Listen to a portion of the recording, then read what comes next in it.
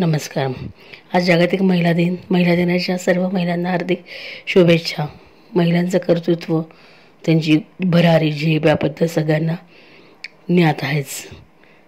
पण कधी न बदलणारी तिची जी गोष्ट आहे तिच्याविषयी थोडंसे बोलण्याचाच प्रयत्न करते. आता सुरुवात करताना ती स्त्री, सृष्टी प्रकृतीमधली स्त्री, ती ही गृहस्थाश्रमाचा मुख्य पाया असं आपण म्हणलं, आणि हे सत्य आहे. मग ती आजच्या काळानुसार जरी बदलत गेली किंवा आजच्या काळानुसारही स्त्रीचा विचार केला, तिची भूमिका, स्थान आजही आपल्या या गृहस्थाश्रमामध्ये तेच आहे. म्हणून गृहिणी गृहमुच्यते असं म्हटलं जातं. तिच्याशिवाय अपूर्णताच. घराचा पाया भक्कम व्हावा, ती दुर्गा, अन्नपूर्णा, गृहलक्ष्मी रूपात अवतारात सगळ्याच रूपामध्ये कुटुंबाचं भरण पोषण करत घराचं घरपण टिकवते. स्त्री म्हणजे गृह, स्त्री म्हणजे घर असं म्हणता येईल. मला थोडासा वेगळा विचार असं करायचं वाटलं की तिच्या आयुष्यामध्ये सतत भूमिका बदलत जाणाऱ्या ज्या असल्या तर तिच्या आयुष्यातली एक महत्त्वाची, कधीही न बदलत जाणारी भूमिका म्हणजे तिची स्वयंपाकघरातली एक अन्नपूर्णाची भूमिका. आणि त्या अन्नपूर्णाच्या भूमिकेला साथ करतो तो तिचा ओटा. म्हणूनच थोडंसं त्याविषयी वेगळा जरा बोलते. सहज डोक्यात बोलण्याच्या ओघामध्ये मनात हा विषय आला एखाद्याशी की आज समोरच्या काकूंच्या दाराला कुलूप दिसलं. रोजची त्यांची लगबग काही मला दिसली नाही म्हणून मी डोकावलं तर त्यांचं समोरचं दार बंद होतं. खूप चुकल्यासारखं वाटलं. कसं असतं ना, आपलं मन सवय लावतं आणि जिव्हाळा निर्माण करतं. एक शेजारी, एवढीच ओळख, पण मग आत येऊन एक फोन केला. समोरून काकू बोलल्या, सुनेकडे 4 दिवस आले परदेशामध्ये, म्हणाल्या. खूप खुशीत असतील असे वाटून मी जरा माझ्या नेहमीच्या सवयीने बोलत होते, पण फार उत्साही नाही वाटल्या. उगाच नको ते मनात का आणा असे म्हणत मी बोलत राहिले. आणि मग थोड्या गप्पा झाल्यावर मी फोन ठेवला खरा, पण काकू समोरून जाईनातच. बोलता बोलता छोट्या गोष्टीतून अनेक पदर नात्यातील उलगडत गेले माझ्या मनात. आपल्या सुनेकडे गेल्या होत्या, पण तरीही नातं एक वेगळं, सून सासूंचं. खरं तर सगळ्यात जवळचंच नातं होत जातं ते नंतर. कधी दुरावर न जाणारं सासू सोनेचं नातंच हे खरं नातं असतं. पण तरी त्याच नात्याला आपण दोष नकळत देत जातो. पण नातं ही गोष्टच अशी आहे की ज्यावर रोज काम करावं लागतं आणि तरच ते फुलतं, बहरतं.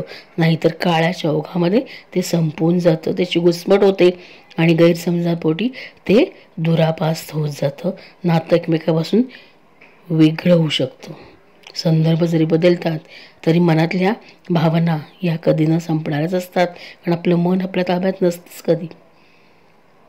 थोडक्यात विषयांतर होते. ओघात संपतं असं नाही, पण घुसमटतं. जसं मी बोलले, त्यावर नको असलेले थर जमा होतात आणि ते धुसर होत जातं. सुनेच्या संसार ही आपलाच मानला की सहज होत जातं सगळं. पण स्पर्धा मनाला कधी हारू देत नाही. म्हणतात ना, कधी मन आपलं हारू देत नाही आपल्याला.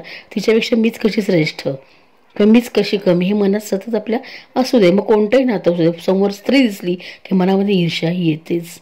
मनातली स्पर्धा हीच आपल्याला हारायला भाग पाडते असं वाटतं.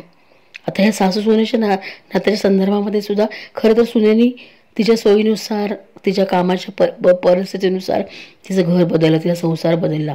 पण मनामध्ये एक स्पर्धा मनातली असते, तर ती थोडीशी कुठेतरी काहीतरी सांगून जाऊ शकते का असं किंवा असा विचार काकूंच्या मनात आला असेल का असं मला वाटलं. स्पर्धा मनातील कधी हरू देत नाही.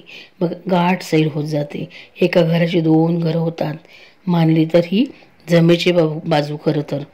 पण कारण माझी 2 घरं झाली, माझं एक माझ्या लेकाचं एक. पण नाही मानलं तर तुझं माझंच. खरं तर तुझं माझं छोटं मोठं असं काढून टाकलं की सगळं आपलंच. इतका सरळ विचार आहे. काकूंच्या मुलाचं असंच काहीसं होतं. गप्पांच्या ओघात बोलताना त्या नकळत असं काही सांगून गेल्या की विचारांना विचार देऊन गेले. मजेत आहात ना, रोजची धावपळ नाही ना, जरा आराम करताय ना, कसलं काय त्या बोलल्या. कसलं काय ग, बदल कसला तो, फक्त ओटा बदलतो. त्यांच्या या शब्दानेच माझ्या डोक्यात विचारांची मालिका सुरू झाली आणि मी ते तुमच्यासमोर मांडली. कसलं काय, फक्त ओटा बदलतो, इतकेच. केवढा मोठा विचार नकळत त्या देऊन गेल्या. फक्त ओटा बदलतो. त्यांच्या या विधानात स्वीकार्यता होती. आपलंच घर ही भावना होती, म्हणून त्या सुनेच्या ओट्याला त्यांनी आपलं मानलं. त्यांना आपलं करावं असं वाटलं. ही सकारात्मकताही होती. किती सहज मोठा विचार देऊन गेल्या. माझं मन त्या एकाच विचाराभोवती फिरत राहिलं, जसं बाईचं जगणं एका नात्यातून पुन्हा नवीन नात्यात गुंतत राहणं, परत नवीन जन्म घेत जातं, आपली ओळख टिकवत जातं. फिरुनी नवी जन्मे नमी, एकाच या जन्मी जन्म. पण म्हणलोच, तो ओटा तसाच, तो ओटा कुठेही तिची साथ कधीच सोडत नाही. तो ओटा कुठेही तिची साथ देतोच असं आपण म्हणूया. प्रत्येक घरी तिच्यासमोर तो तिचाच होऊन जातो. नव्हे ती त्याला आपलं करत जाते. रोज काम करावं लागतं त्या ओट्यावर, त्या ओट्यापर्यंत तिला. मग ते नातं कोणतंही असू दे, अगदी एखाद्या पाहुण्याकडे गेले तरी तो ओटा तिची साथ तिला देतोच. नात्यांना जपताना अगदी ओट्यासारखं रात्री स्वच्छ केलेला तो पुन्हा नव्याने सज्ज होत तिच्यासमोर नवीन दिवस घेऊन येतो. तसंच पान उलटून पुढे म्हणत जात राहावंच लागतं. कालचे आज नाही, आजचे उद्या, हेच मर्म एक छोटासा ओटा नकळत काकूंच्या त्या बोलण्यावरून सांगून गेला. एका ओट्यानेही नकळत लिहिता लिहिता पाणी आणलं खरं, पण सुचलं ते उलगडलं.